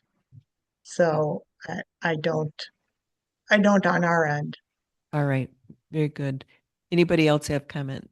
What base, oh, Bill. there's one back here. Bill? As I understand it, this board has to approve it. Go speak into so it's This board recorded. has to approve it, Thank you. and then it goes to the township board for a second approval. Correct. But in Okay. this case, it's less than $3,000 and this is going to a contractor. And so Jim Osling could take I'm and pay. confused about that process. Right. Myself. Well, But- he could uh, pay it with a credit card, or if it has any funds from the foundation, we would split that amount accordingly. I just want to But- caution you. Yep, Might start with Jim Anderson after what Jim said today, and he would just help get it written. yep. Yeah, But- I would seek his advice. Yeah, Yeah. I think that'd be the first stop. Yeah. Thank you. But at this juncture right now, we as a steering committee, to help this process expedite, is where I'm going with this, is that we have enough information to be able to say yay or nay if we want to. If you have other questions, though, let's ask those, because this is July 1. And if we could get this, can you flip a switch on this? Okay. And you have messages already pre-prepped? Okay. So if we waited though, till the steering committee meeting, that is the 20, what is it, 18th or 21st? 18th, 17th, 18th, 18th, something like that. It's most of July. Yeah. Yeah. So we really like to do it So, with this group here. yeah. So I'm asking steering committee mission Steering members, committee's 21. 21. 21st. Are you comfortable with moving this forward for these 2 months? of My only trial? comment is I don't do anybody's advertising. I mean, I don't respond to any kind of So if- critiques but That said, how would you like a guide, a PDF to the state of Michigan's voter guide? Would you click on that? personally, no. But if, No, But that's me. no. I don't like to be okay. poked, okay? I don't care for that. But that's, Understand? I understand what we're trying to get done here. I mean, again, we have all the best intentions, All right. but there's probably a decent portion of the population that says, why am I getting? Right. think so. That is an absolutely legitimate point, and we have had discussions about that. What we feel like, number one, is that if the messages, if they're pointed, they're gonna be less obtrusive. So let's say someone's at the boat launch, and we want to say, please remember to clean, drain, and dry your boat, keep the Higgins Lake healthy. Mhm. That's They've it. been in the lake, there's probably gonna be a couple people who may not like that message, but there might be some people who will remember to do that. Granted. And so what we're hoping is that it will not be, there may be some people who don't like that. It's absolutely possible, but because of the nature, it's not like go buy pizza at Bruno's. Right. It's not that. Exactly. I was very skeptical when this discussion first started taking place. I like my privacy. Yeah. And it just kind of like ding, ding, ding, turn off your location. Exactly. So or get a The VPN. other side of the coin is, okay, and one other comment, I mean, okay, this is just me. But how often do we hear on the little tags of all of these types of things, messages and data rates may apply? I don't know how many people no Right. longer have, or still have that type of Limited. of a limited contract with their provider. Yeah. But now are we incurring cost to them for something like this? Yes. Yes, if It- someone doesn't have an unlimited data plan, yes. Then that's they're going to cost be will cost. paying to receive these texts, Yes. Now, but if they're texts. yeah. Or the they can again, delete the them. thing is, so would you like the 10 public locations for public restrooms on, like, something like that? You'd probably click yes on that. You're not- You know, there's a lot of But- positive sides. Understand, to and this, and you're coming again, with the I'm negative side. I No. am trying to play devil's advocate because I know there will It be, is- those devils will be out Yeah. there. Said everybody. Good point. Good Anything else point. have that concern? I don't have that concern, but do we have any data on how many people use those washes, or is there there's gotta be a huge backlog to wash your boat? That's a great question. So from the recreation committee side, I can tell Yeah. you, we've been trying to figure out, trying to get the DNR to help us. The CD3 boat washes that are there, they had software running on that. They turned the software off, so now they don't collect the data on those anymore because they didn't want to pay for the monthly or annual subscription or whatever it was. So we don't really know. Do you have an idea how long it takes to wash a boat? No, there's no data on any of that. That's part of the problem. And this would be a way to get some Yeah. of that data. It would be a way to get at least interest in people washing their boat. Well, and the foundation, I don't know if you're aware, they pay, we have people washing boats. Oh, you do? Saturdays and Sundays. Oh, okay. Yes, and so, I would see the foundation sending a message, hey, look. And if we can tell they're coming out, I think we might be able to tell when they're coming out of the water, to, hey, look, or coming in, Free boat go wash. over here, we've got people, there are people washing boats over here. Please go over there. So that might be a message, like, I don't have to wash them, but now that somebody's over here. So we can deliver those kinds of messages. So again, they're pertinent and they're relevant. So it's like, when it's happening, it's not, pizza message in the, at 8 AM when you're just waking up. Right. So, okay, yeah, there is some of that, but, Yeah, I guess I'll make a comment. Yeah, I feel like it's probably, not everybody's gonna like it, but I don't think you're doing it for that, right? You're gonna reach some people. Some people are going to take that message and go, wow, I didn't know this was going on, or, so it's not gonna be probably everyone jumping up and down going Yahoo, but there's gonna be some people that maybe look at it and go, oh, okay, let's take a little look here. I'm interested. when we advertised the Discover Higgins, that's what they call it, the. Video. Giving hot dog. Okay, we've got. Celebrating. Celebrate Higgins, we will send that message out. And so there'll be, hey, there's free hot dogs at Garrett Township Park, so. Hope we have enough then. Be a good problem. Million hot dogs. Yeah. I'm going to make a comment on the point that Don brought up, though, in terms of it costing people. Those kinds of accounts are less and less. They are I'm far sure, right. diminished. But it's that disclaimer, it's that. I understand, but it's still far diminished. If you get sent it, but you don't hit it, are you still charged? You are charged If you receive, If you respond. Oh, if you respond. So like, if it's one of those that I see and I delete Right. before I even look at it, I don't get charged. I mean, I don't have that kind of account anyways, but if I did, then I'm thinking, so if you have one of those accounts, you're probably pretty savvy at Yes. not clicking on the things that you don't want to click on. I'm thinking. Yeah, and quite honestly, I mean, the prevalence of unlimited data is so high that Yeah. I couldn't give you a realistic percentage, but I know that it's very, very high for the unlimited account. Sure. Any other questions? I just wanted to make the point that I don't think it's necessarily a choice between getting this advertisement maybe and no advertisement. I think probably an advertisement is going to show up on your phone.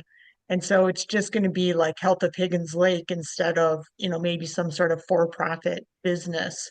So, I don't know if that lessens the potential annoyance, but I just think that you can't even look at anything these days without some sort of ad. Right. Bill. John, if you could educate us a little bit about geofencing. Are you gonna have certain fences just for the state park and not for the whole lake, or you gonna have another fence for the whole lake? There will be a sub fence within the larger fence, okay, if you think of it that way.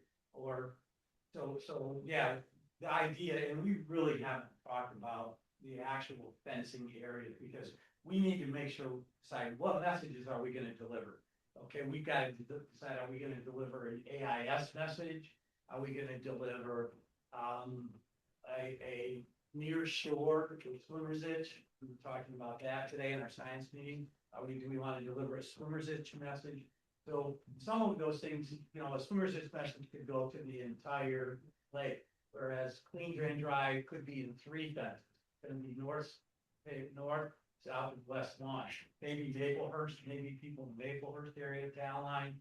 So we can subdivide those, and they will then create a greater polygon, whatever we want. We would not include, like, the boundary would be west of I-75, and it would be just east of 127. We don't want all the traffic going up and down the expressways. So the boundaries that we define will be within that somehow. But yes, we will have sub fences within the fence. Yes, I was concerned that everybody around the lake wouldn't get the same message to watch it all every day. No, Right. there's multiple fences.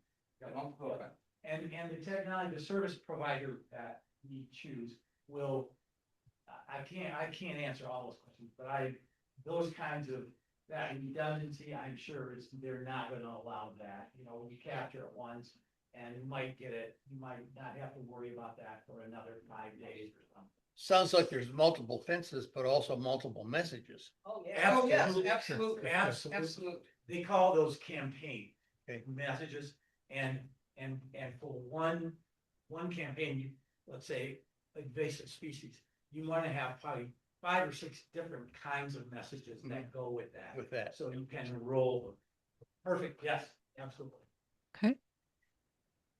Anybody? Any other questions about geofencing in general? Okay, how about can I have a motion that we do this trial run? Well, let's go for 2 months and then okay. And you got that? Okay. And a second? A second. Okay, Don, second the motion. Okay. And everybody vote? Somebody's gonna get a hold of Jim Offling and Jim. Got to go through. Yep. Got to Yep. go through Jim. 1,200, $600. 600 a month, $1,200 total at this time. Okay, and I'll vote aye. Yeah. Okay, any opposed? All right, so moved. Thanks, John. That was very good. My apologies for the length of that one. I was hoping to get through a little faster. Well, we are going to speed things up at this point, but it was important information. Thanks, John. Subcommittees, as I nudged before, I have funding and septic monthly reports. So if I can encourage you to get those in ASAP, that'd be great. And any of our subcommittees have a specific thing that you want to update the rest of us at this time? IT would like to do a quick update. We are starting to run out of space on Nextcloud, so I'm going to have to find another provider of space. I don't necessarily want to go with Hostinger because their space is really expensive.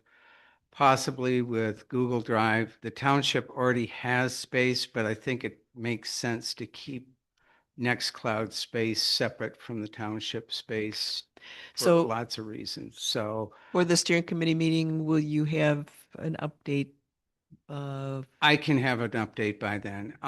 So to give you an idea where we're at, we bumped past 86% last week. Oh. I reduced a bunch of stuff, but I still I need to do something before we get into a failure situation. So that's, and I've been talking about this for the last few months, and it's getting to the point of needing to be dealt with. very And good. that's the only thing I have. Okay. significant. All right. Sue? I could update on a lot of things, but I'm going to wait until the steering committee meeting. In interest of time, the only thing I'm going to say is that with the celebration of Higgins Lake, we are going to be spending some money, and I am trying to put together a budget, but I don't know what it's going to be yet. We're probably going to have to rent some tables, and we're going to have to do some printing, and there's going to be the food, so there will be some expense there. And I'm trying to pull together a budget. I'll have it Okay. for the committee. Very good. Good. All right. Tim?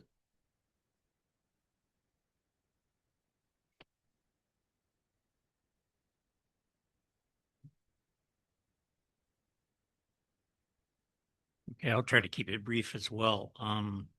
I met with, first of all, we met with Roger, the current manager of the Roscommon County Road Commission.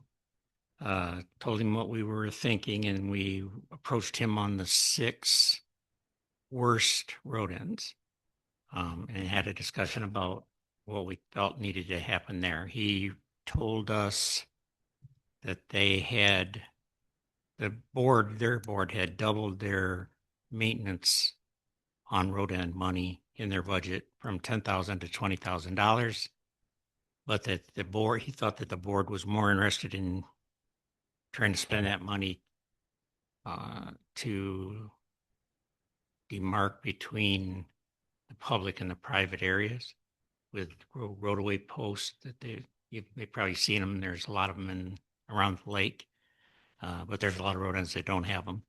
And so I think they were sort of thinking that the board was thinking that would be the good first step, is just to define where the road end is and the actual space. We talked about that extensively, and I was not in favor of that. In the past, it's always been the policy that the road commission, that the townships pay for those right-of-way posts.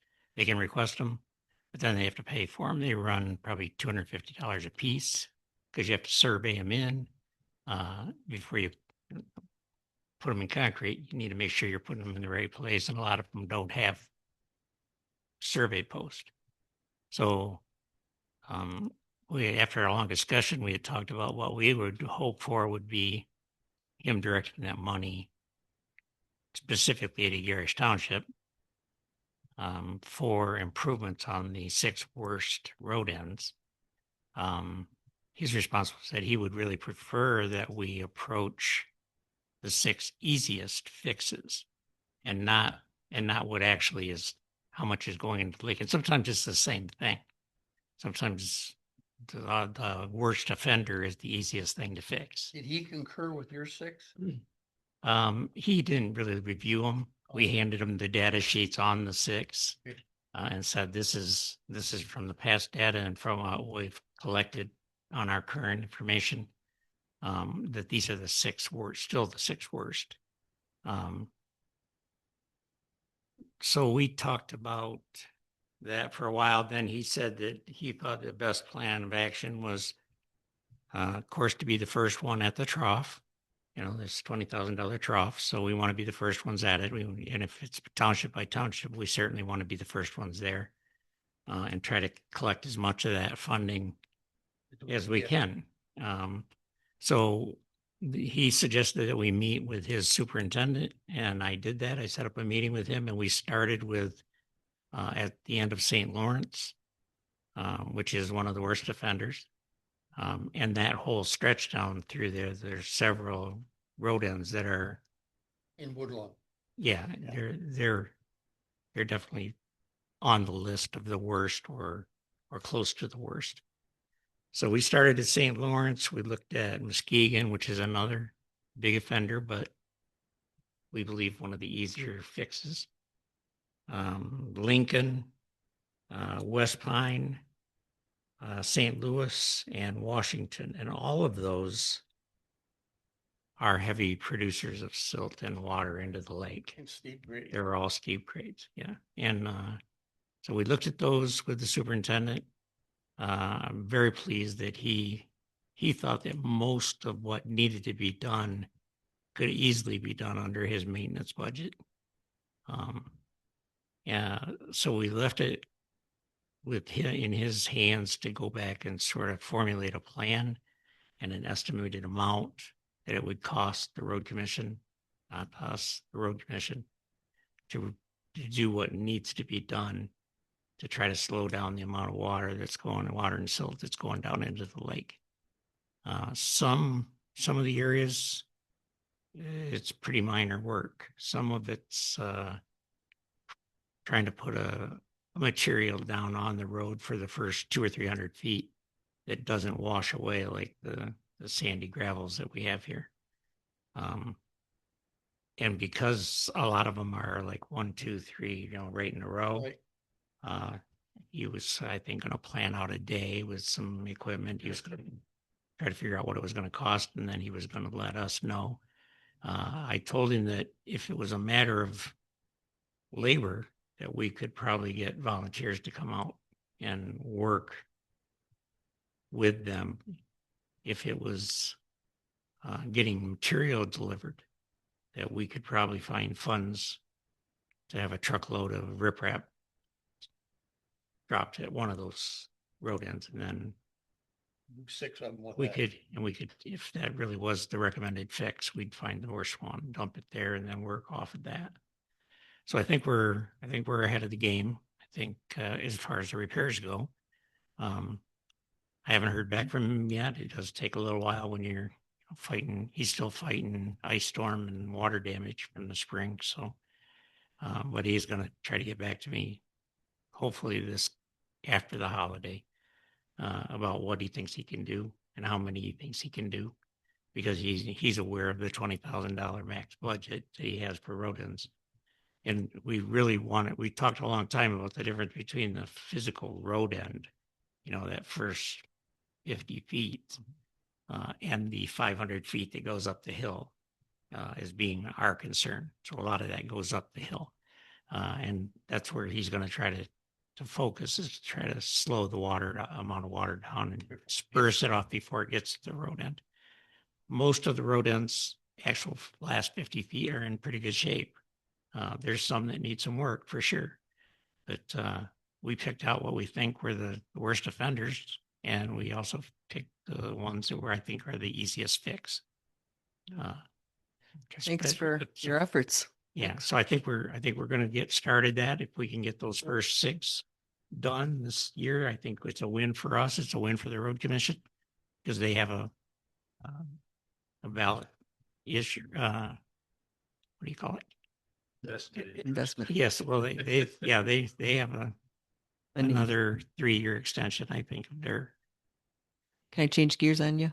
Sure, sure. Did you get any volunteers to follow you through with fertilizer? I didn't. I haven't heard from So you anybody. still need, I still need to maybe send that message out to some of the people that maybe are on committees already that might want to volunteer. We could probably use 2. no. The road ends and fertilizers committee has been separated yeah. into 2. And so we're That's my looking for request. Yeah. volunteers for, Oh, So my request was one of the things you talked about separate. last time was testing. Yeah, After rains. Yep. I thought that's what you were. Oh, Yeah. and we're still we're still in favor of that for sure, that we think that's an important thing to do. Today would have been a perfect time to be out there and pull. Yeah, wow. Because there But was a that lot of will water. Require an expenditure, some dollars. Yes, yeah, because So it we'd was- have to collect, we'd have to have the collection material, and then we'd also have to have the People. testing people. I think we can get volunteers to get down to probably these 6 road ends. Right. And take those tests before the road commission comes in and does any major work. And then we could also go down there and test the amount of water, because we want to know the velocity of the water end. So we know how much water is going in at the road end, and we want to know what's in that water and in that silt that's going into the lake. That's gotta be a big rain event, because you gotta pull that sample right out of the gully that's being created. So we want to know now before it's, maybe the gully disappears would be great. We'll go down there and say we can't pull a sample because there is no water directly running into which is perfect. And we could scratch that off and take that 6 or 7 tons a year estimate down to nothing, or a very low amount. So with the fertilizer stuff, I think it's really going to require 2 or 3 people. I'm still willing to chair that group, but it just, I think, needs to be separate people. And I'm going to ask when we meet, our next meeting is going to be on the 9th of July. Same sort of schedule that we've had before. But I'm going to ask the people on the road committee if any of them would like to move over and do fertilizer and not be involved in the road stuff anymore. We're getting really close to being finalized on the garish part of the road end data collection. We have collected all the data on the Lion side. We need to get to their board now and say, do you believe what we've collected is important?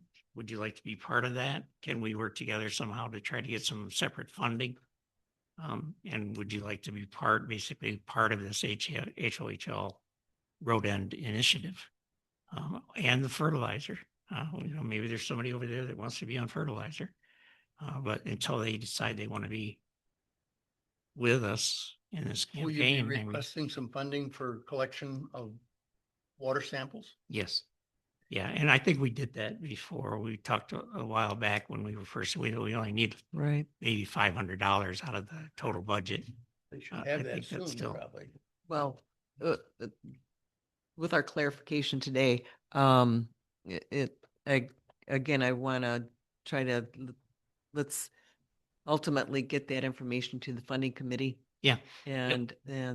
But we can get the funding proposals that are listed down here, if everybody can have it channeled into the funding committee ASAP. Yep. And then we can bring it up to our steering committee Sure. at the actual meeting, and let's The get July going. meeting. Does that sound For sure. reasonable? Okay, Yep, we can do that.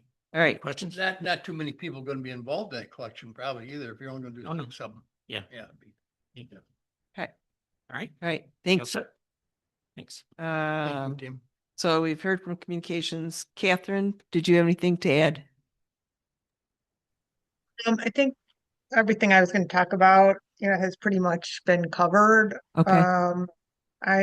I guess I'd just like to say that I tested out the donate button today on the website, and it was super easy, worked really well. I did PayPal just because I don't like putting my credit card out on the internet. But yeah, I just encourage everyone to give it a shot, and maybe if it's your birthday, ask people to make a donation to HOHL, and yep, so it worked great. Thanks for everyone who set that up. Very good. Next, old business. Any other subcommittee updates? I think we're good. Okay. Volunteer requests, association meetings. We already did fertilizer, the open house, a web assistant. Sue, you're up. Yeah. Only, Wrong with that. only 8? Only 8 times. That's something wrong with that.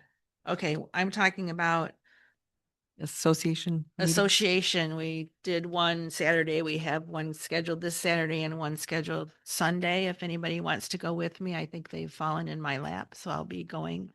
Anybody wants to help, that'd be great.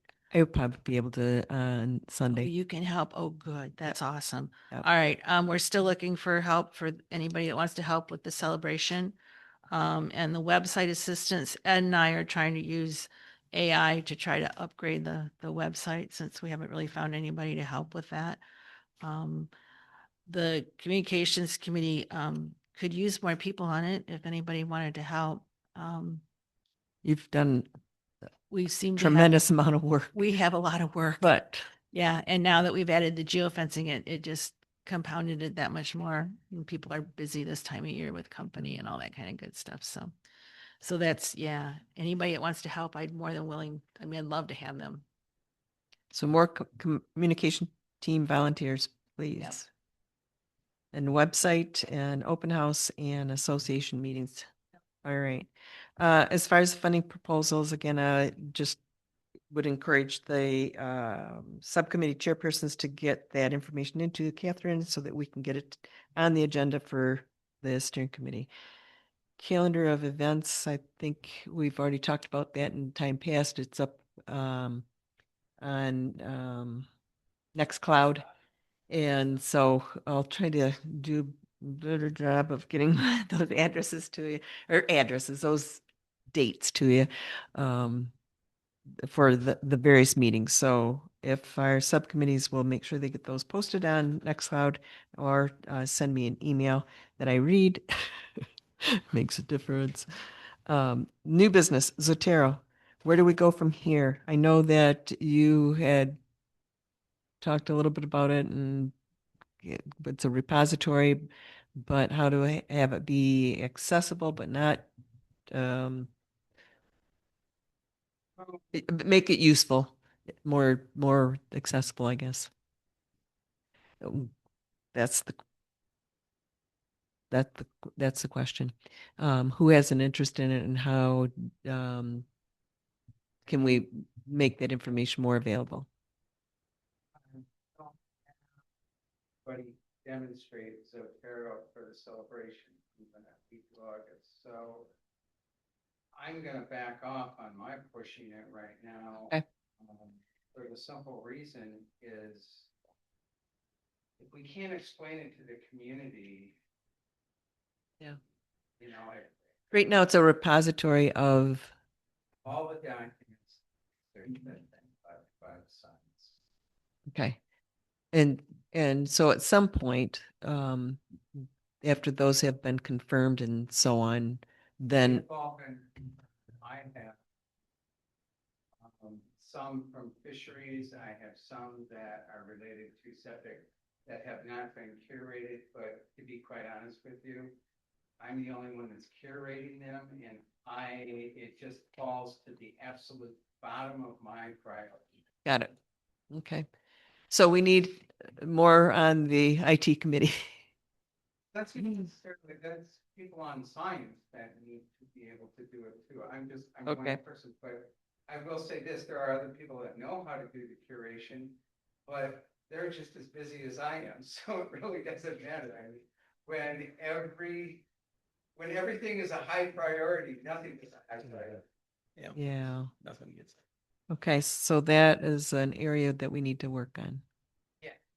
Okay. Yeah, but at this point in time, the science committee has their access to it. There's some additional curation that needs to be done, but it just gravitates towards the bottom of the list at this point in time. Okay. Right. But something's got to give. But Right. okay. It's internal reaching versus external reaching, so that, to me, that's what's dropping it in priority, is because it's our internal use. Got it. And I don't believe it's hindering anything at this point in time. If that becomes the case, then it needs to get bumped in priority, but I think science would agree with me at this point in time. I don't know. Yeah, I don't know if anybody disagrees with that, but that's where we're at right now. Okay. It's on hold until we can take further action. Yeah. Okay. All right. Public comment.